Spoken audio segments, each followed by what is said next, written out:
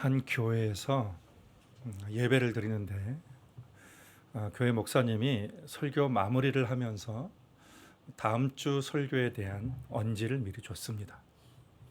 여러분, 다음 주 설교는 거짓말에 대해서 설교를 하겠습니다. 그러니 마가복음 17장을 모두 읽어 오시기 바랍니다 라면서 설교를 마무리했습니다. 그리고 다음 주가 되었습니다. 여러분, 혹시 마가복음 17장 읽어오신 분 손 들어보시기 바랍니다 라고 물어봤습니다. 그랬더니 많은 사람들이 손을 들었습니다. 이 목사님이 의미심장한 미소를 짓더니 마가복음 16장까지만 있습니다 라고 그렇게 얘기했다고 합니다. 제가 이 말씀으로, 이 이야기로 시작을 한 것은 오늘 있는 사건이, 같이 본 사건이 거짓말이 발단이 돼서 일어난 그런 이야기이기 때문입니다. 교회들이 초대교회로 돌아가자라는 그런 슬로건을 많이 내세웁니다. 아무래도 초대교회가 때가 묻지 않고 현대교회가 많이 세속화되었기 때문에 교회의 원형으로 돌아가자라는 그런 의미로 그런 슬로건을 내세운 것입니다. 사도행전에서 초대교회가 시작되었을 때 처음 교회 모습은 이전에 경험해 보지 못했던 아름답고 거룩한 모습을 가지고 있었습니다. 성령께서 예수님의 제자들에게 임하시고, 그리고 예수님의 제자들이 성령을 받아서 나아가서 설교를 했을 때에 많은 사람들이 감동을 받고 회개를 하고, 그리고 병자까지도, 불치병자까지도 치유하게 하시면서 성령께서 사도들의 그 설교를 직접 증거를 해주셨습니다. 그리고 한 번의 설교로 처음에는 5천 명이 예수를 믿게 되고, 그 다음 두 번째는 3천 명이 믿고, 그 다음에는 5천 명이 예수를 믿었다라고 했습니다. 그러나 모든 일이 순조로운 것만은 아니었습니다. 많은 백성들은 사도들의 설교를 듣고 예수를 영접을 했지만, 그 당시 종교 지도자들과 권력자들은 오히려 더 적극적으로 복음 전파를 반대를 하고, 사도들에게 예수의 이름을 전하지 말라면서 그들을 협박하고 위협하고 실제로 그들을 잡아서 옥에 가두었습니다. 처음으로 시작을 하고 있던 교회가, 잘 시작하고 있던 교회가 처음으로 환난을 만났으나, 근데 그 환난은 교회를 더욱더 견고하게 만들었습니다. 우리가 지난주에 나눈 내용은 환난을 만난 교회가 가장 먼저 하나님 앞에 기도하고, 그리고 그들은 환난을 당할수록 더 오히려 본질에 매진하고 복음에 열심을 다했고, 그리고 사람과 나눔을 실천하면서 함께 환난을 극복해 내어갔습니다. 모든 성도들이 한 마음과 한 뜻이 되었다고 그랬어요. 그리고 물건을 함께 내거라 고집하지 않고 함께 통용하고, 어떤 사람들은 자신의 재산을 팔아서 그것으로 사도들의 발 앞에 내놓자, 그래서 그 가운데 가난한 사람이 없었다라고 그렇게 기록을 했습니다. 은혜 받은 이들의 헌신이 교회 성장하는 데 큰 역할을 하게 된 것입니다. 그런데 오늘 5장에 와서 사도행전을 기록한 누가는 전혀 반대되는 분위기, 아주 충격적인 그런 이야기를 기록을 하고 있습니다. 좋은 것만 기록하면 좋은데 교회 안에 일어났던 아주 부정적인 그런 사건을 가감없이 기록을 하고 있습니다. 그 이야기는 아나니아와 삽비라 부부입니다. 이들도 작정을 하고 자기의 소유를 팔아서 사도들 앞에 내놓았으나, 그 전부가 아니라, 작정한 전부가 아니라 일부만을 사도들에게 발 앞에 내놓으면서 이것이 전부다라고 거짓말을 하였습니다. 그래서 사도 베드로가 그들에게 너희가 거짓말을 했다라고 책망을 하자 이들이 차례대로 그 부부가 죽임을 당하는 아주 무서운 그런 이야기, 충격적인 이야기를 담고 있습니다. 아름답게 그렇게 폭발적으로 성장하고 있던 그 교회 분위기에 완전히 찬물을 끼얹는 아주 두려운 그런 이야기가 기록이 되고 있습니다. 왜 이런 일이 일어났을까?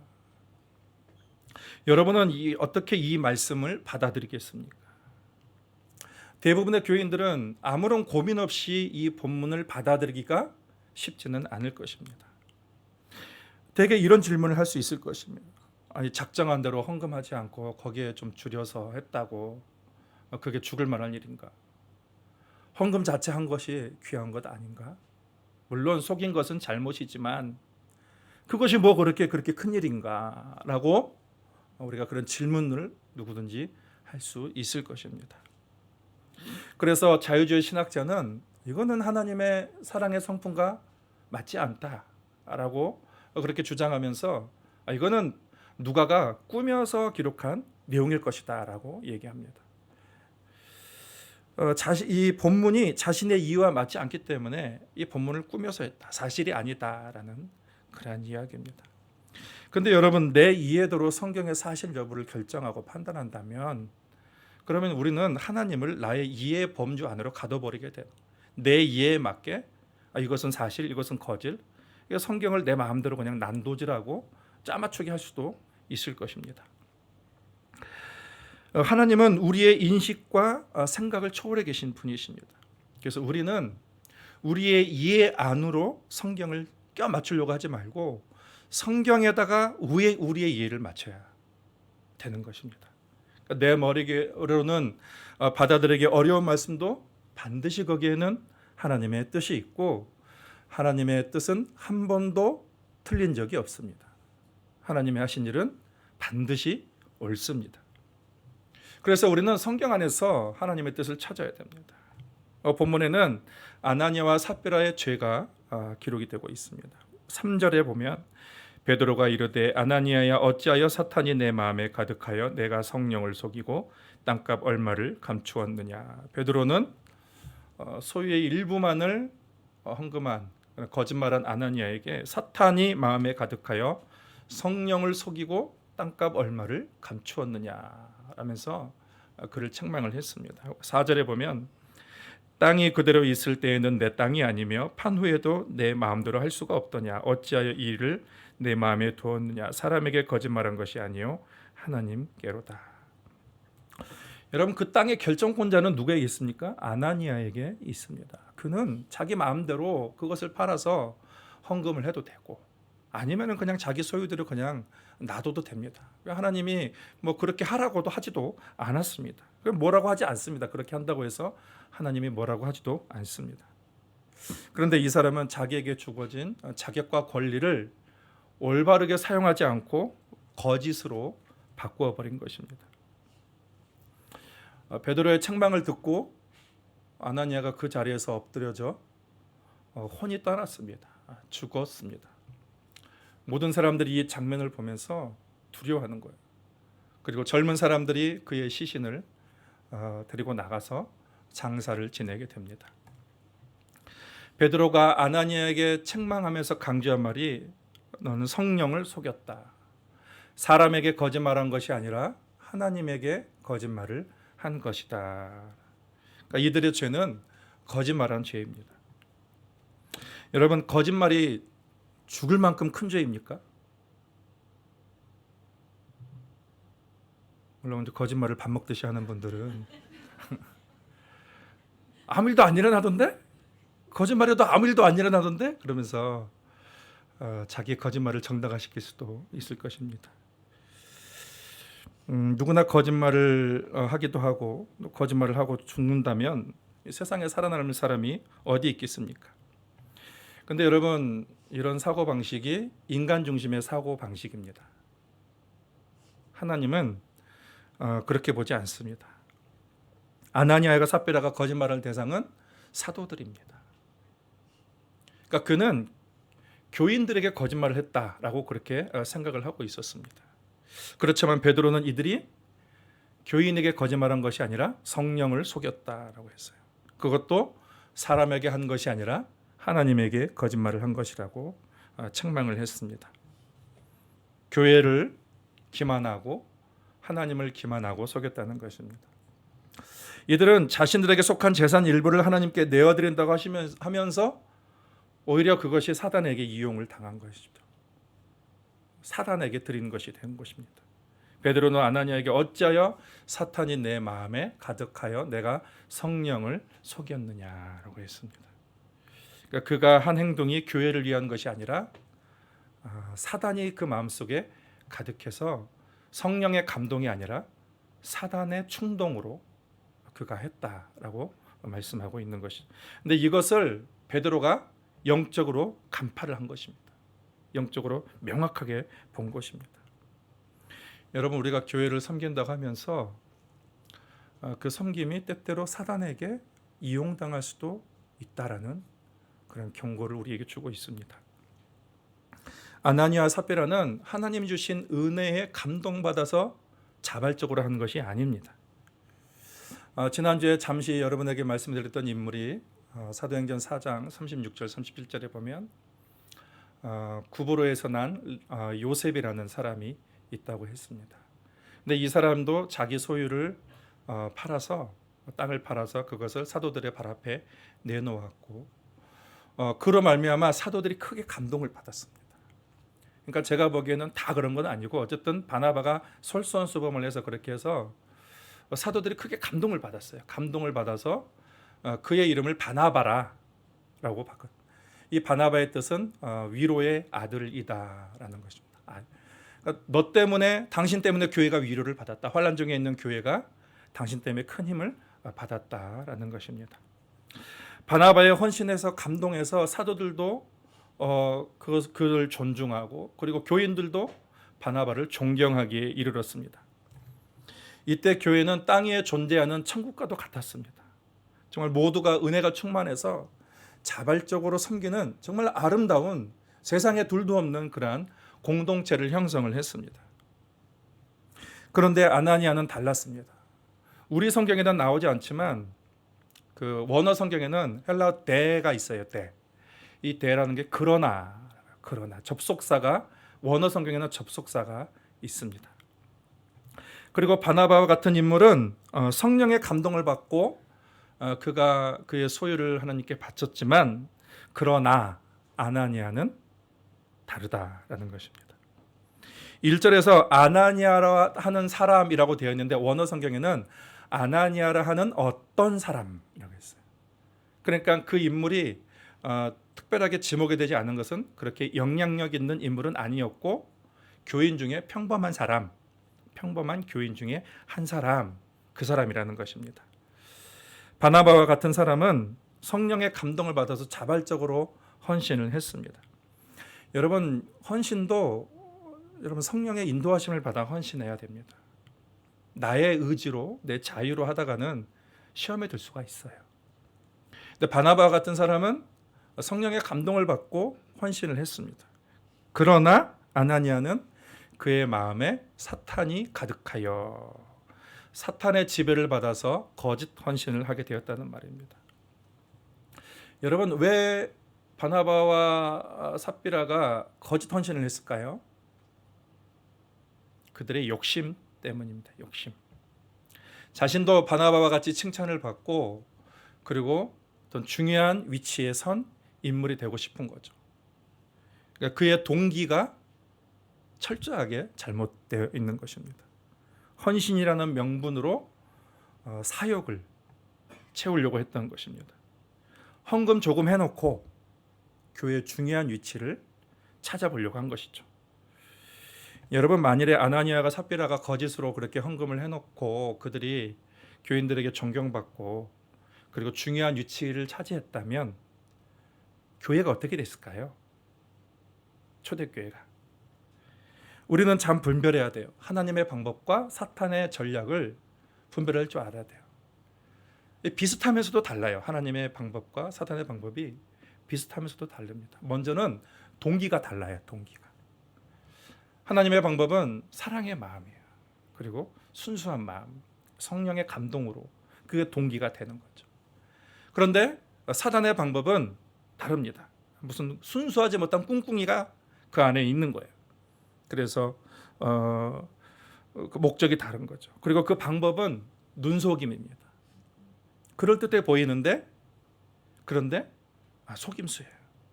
거짓입니다. 그래서 웬만한 사람들은 분별하기가 쉽지 않아요. 그래서 교회마다 시험에 드는 경우가 많이 있습니다. 제가 청년 때에 지금 거의 한 25년 정도 됐는데 부목사님이 교회에 문제를 일으키고 교인들을 데리고 나가버렸어요. 그래서 많은 교인들이 나가서 교회를 세웠습니다. 처음에는 교회가 되게 잘 되는 듯 했습니다.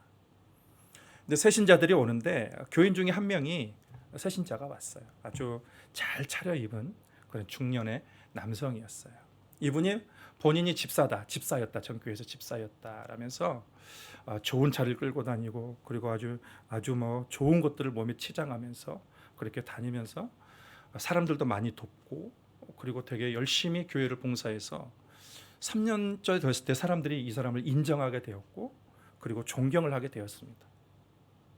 그런데 어느 날 이분이 나는 지금 투자하는 사람인데 투자 사업을 하는 사람인데 정말 좋은 투자권이 있다. 그래서 교인들에게 투자를 나에게 하면 내가 2배에서부터 또 10배까지 최대한 많이 내가 이익을 당신들에게 주겠다. 그래서 교인들이 적게는 수백만 원, 많게는 수억 원까지 그 사람에게 맡겼어요. 어떻게 됐을까요? 그 사람이 투자를 너무 잘해서 어떤 사람은 2배, 어떤 사람은 10배까지 이익을 얻었습니다 라고 말하면 얼마나 좋겠습니까? 도망가 버렸습니다. 그런데 이 교인들이 이분에게 준 것이 노후 자금도 있었고 그리고 은퇴 자금도 있었고 이분에게 한 35억 정도를 투자를 했는데 교회가 난리가 났습니다. 교회가 난리가 났어요. 열심히 헌신한 척하고 그 마음속에 악한 동기를 가지고 있는 거죠. 아주 악한 동기를 가지고 있는 것입니다. 최근에 강남에 한 대형 교회에서도 이런 똑같은 일이 일어났어요. 그 교회는 580억 원을 교인들이 손해를 봤습니다. 그런 사람이 있어요. 헌신한 척하면서 그 속에는 악한 동기를 가지고 있는 그런 사람들이 있습니다. 다시 본문으로 돌아가겠습니다. 아나니아와 삽비라는 헌신을 했지만 그들이 하나님을 믿고 하나님을 사랑하는 마음으로 헌신하는 것은 아니에요. 자신의 이익을 위해서 교회를 속이고 하나님을 이용하려고 한 것입니다. 여러분, 만일 이들의 의도가 먹혀 들어가서 사도들이 그들을 인정해주고 그리고 그들이 교회의 중요한 위치를 차지했다면 초대교회는 아마 교회를 속이는 일이 이것으로 끝났겠습니까? 하나님을 속이는 일이 이거 한 번으로 끝났을까요? 이렇게 한 번 할 수 있는 사람은 2번도 할 수 있고 3번도 할 수 있습니다. 결국 자신들의 이익을 위해서 또 다른 거짓말을 만들어낼 것이고 양심에 꺼리낌도 없이 거짓말을 막 해대고 죄책감도 없이 자기 뜻을 이루기 위해서 사람들에게 거짓말을 그렇게 밥 먹듯이 할 것입니다. 여러분, 그러면 주님의 교회가 어떻게 되겠습니까? 주님의 교회는 그러면 거짓과 술수로 가득하게 될 것입니다. 여러분, 그들만 그렇게 할까요? 그렇지 않죠. 이들에게 배운 사람이 똑같이 당신만 그렇게 하냐? 나도 그렇게 하겠다. 똑같이 따라할 것입니다. 여러분, 예루살렘 교회는 성령의 역사로 말미암아 새롭게 태동해서 정말 하나님이 기뻐하시는 아름다운 공동체로 잘 세워져 가고 있었습니다. 하나님의 교회에게 원하시는 게 뭘까요?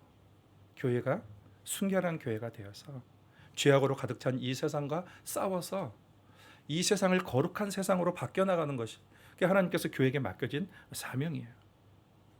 그런데 그런 의미에서 교회의 시작점에서 나타난 아나니아와 삽비라의 부정은 교회의 근간을 무너뜨리는 그런 어마어마한 죄가 되는 거예요. 정말로 깨끗하고 순수하게 시작하는 그 교회의 근간을 무너뜨려버리는 그런 엄청난 죄가 되어서 하나님께서 그들을 그렇게 심판을 하신 것입니다. 엄중하게 심판하신 것입니다. 그래서 어떻게 하신 거예요?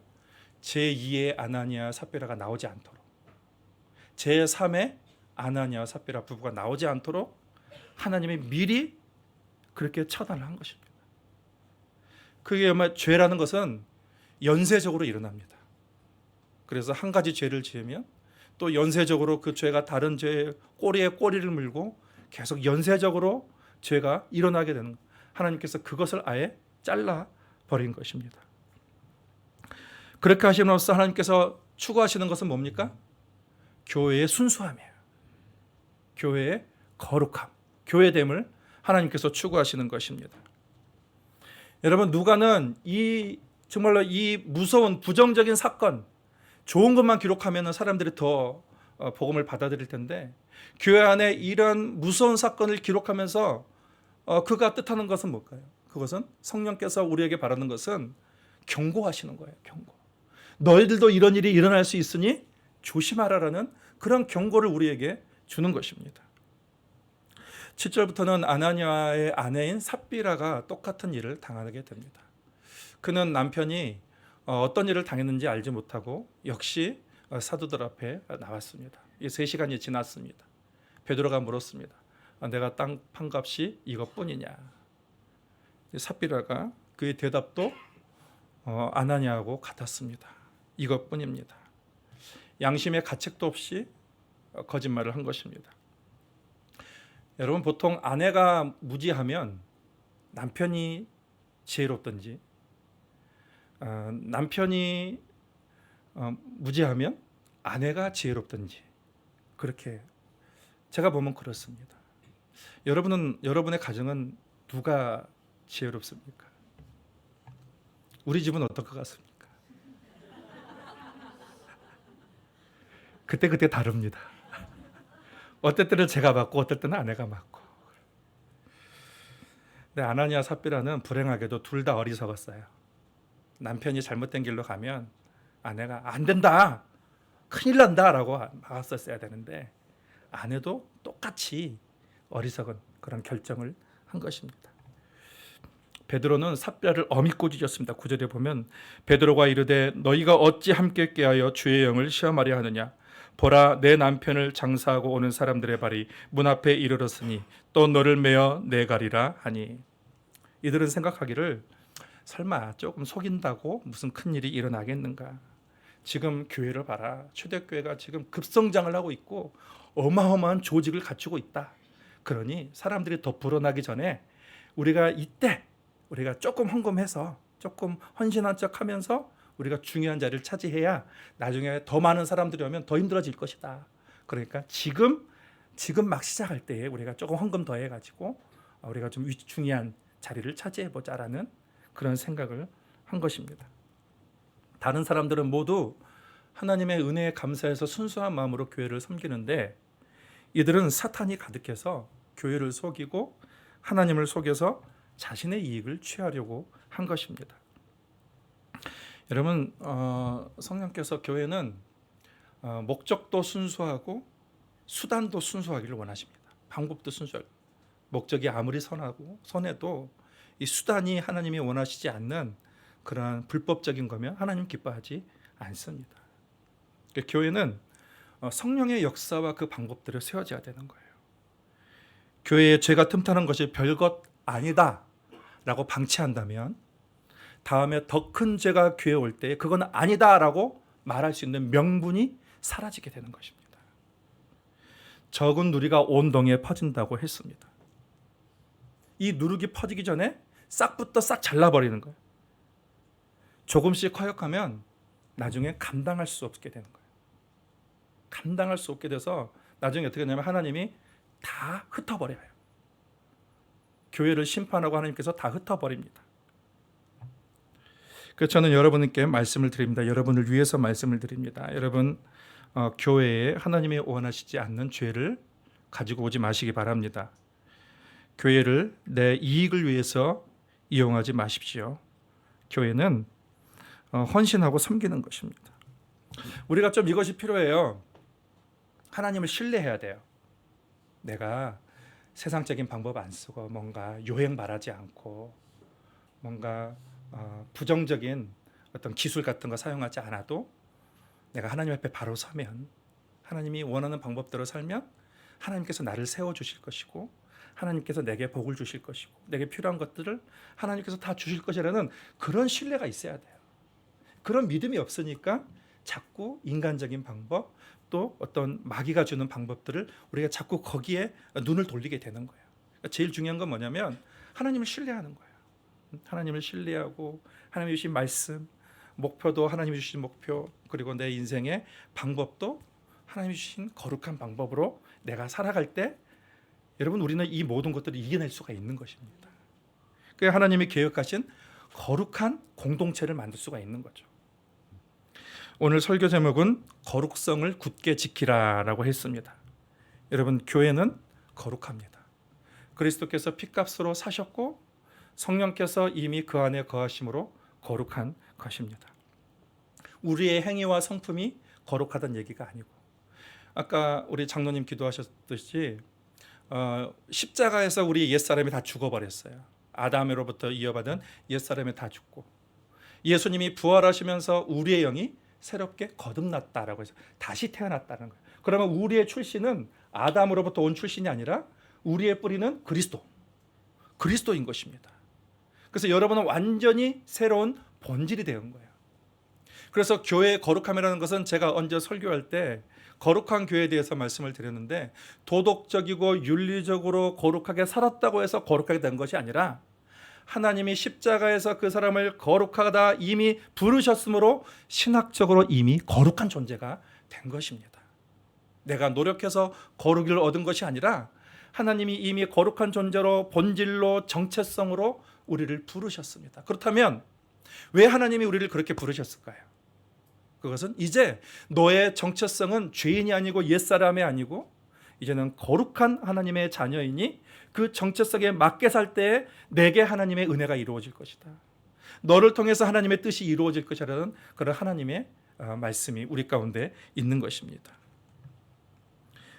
하나님은 세상의 속임수, 마귀의 방법, 이 세상에 그런 거로 가득 차 있는데 하나님은 이 세상을 하나님이 원하시는 말씀이 다스리시고 말씀이 주관하는 그 세상으로 만들기를 원하시는 거예요. 여러분 교회는 죄는 모양이라도 버리고 거룩을 굳게 지켜야 합니다. 교회가 거룩해야 신뢰할 수가 있어요. 교회가 왜 신뢰하지 못할까요? 왜 서로를 신뢰하지 못할까요? 저 사람도 나랑 똑같다라고 생각하기 때문에 서로를 신뢰하지 못하는 거예요. 우리가 저 사람은 참 거룩한 사람이고 저 사람 하나님의 거룩을 위해서 정결하게 사는 사람이다라고 우리가 그렇게 서로가 서로를 인정한다면 서로를 불신하지 않고 서로를 믿어줄 겁니다. 그런데 거룩하지 못하니까 자꾸 서로를 불신하고 뒷담화하고 잘못되게 오해를 하고 그렇게 되는 것이죠. 사단이 사람을 유혹할 때 즐겨 사용하는 4마디 말이 있습니다. 이 정도면 괜찮겠지. 여러분 작은 실수 하나가 엄청난 함정에 우리를 빠뜨릴 수가 있습니다. 딱 한 번인데 뭘? 이런 사람은 그 다음에도 또 똑같은 말을 하게 됩니다. 한 번이 2번 되고 2번이 3번 되는 거예요. 나는 아직 젊어. 이렇게 얘기하다가 평생을 허송세월하는 사람들이 많이 있습니다. 내가 누구나 이렇게 사는데 뭐 다수가 다 이렇게 사는데 뭐 나라고 뭐 특별할 게 있니? 여러분 다수 따라가다가 나만 멸망할 수 있습니다. 그러니까 우리의 기준은 사람이 아니라 성경이어야 돼요. 하나님이 되어야 되는 것입니다. 오늘 베드로와 삽비라를 책망한 베드로가 베드로 전서를 책을 썼어요. 그런데 베드로 전서 1장 15절 16절에서 그가 강조한 말이 있습니다. 오늘 그 아나니아 삽비라를 책망했던 베드로가 베드로 전서에서 강조한 말이 있습니다. 같이 한번 읽겠습니다. 오직 너희를 부르신 거룩한 이처럼 너희도 모든 행실에 거룩한 자가 되라. 기록되었으되 내가 거룩하니 너희도 거룩할지어다 하셨느니라. 아멘. 여러분 내 방법과 내 머리로 내가 이끄는 인생을 살려가지 마십시오. 우리가 하나님의 방법대로 살면 하나님의 말씀을 따라 거룩하게 살면 하나님이 그 인생을 인도하실 것입니다. 그러니까 마귀는 자꾸 어떤 그 안 좋은 그런 방법으로 내가 내 인생을 이끌어가게 만드는 거예요. 그렇지만 여러분 하나님을 신뢰하십시오. 하나님을 신뢰하고 하나님의 방법대로 따르는 자, 하나님이 그 인생을 복 주시고 인도하실 줄 믿습니다.